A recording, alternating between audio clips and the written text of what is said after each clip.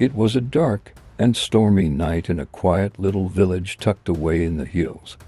The streets were slick with rain, and the only sound was the echo of the town clock striking midnight.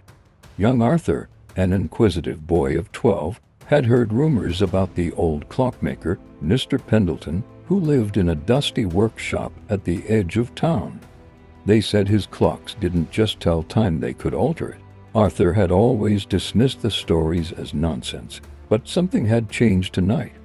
The village clock had been acting strangely, ticking backward at times, and a shadowy figure had been seen entering Mr. Pendleton's shop late at night. Intrigued, Arthur slipped out of his house, raincoat on, and flashlight in hand. The workshop loomed large and menacing. Its windows flickered with an eerie golden light. As Arthur crept closer, he noticed gears and clock parts scattered outside, almost like breadcrumbs leading to the truth. Taking a deep breath, he pushed open the creaking door. Inside, the room was a chaos of ticking clocks, spinning gears, and strange contraptions. At the center of it all stood Mr. Pendleton, hunched over a massive clock face with glowing hands. He didn't look surprised to see Arthur. "I was wondering when curiosity would bring you here," he said, his voice deep and enigmatic. Arthur stammered. "What's going on with the village clock? Why is it acting so strange?" Mr. Pendleton turned to him, a sly smile on his face. "The clock isn't broken, my boy. It's testing the town. Time is fragile, you see.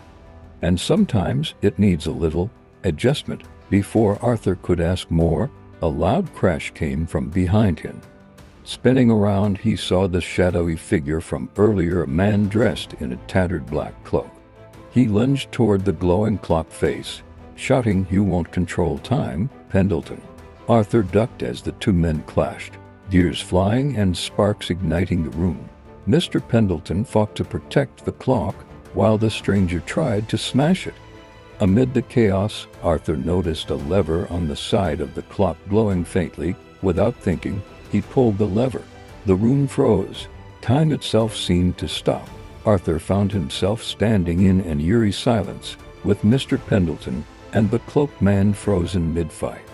The clock's face began to change, showing a series of strange images: a younger Mr. Pendleton, the cloaked man as a boy, and a glowing key. Suddenly, everything sprang back to life. Mr. Pendleton stopped fighting, looking at Arthur with a mix of admiration and fear. "You've seen it, haven't you? The truth about time. And about me." Arthur's heart raced. "Who is he?"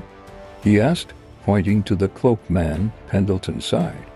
"My brother, and the key to fixing all of this is you." The story ends with Arthur holding the glowing key, unsure of what lies ahead.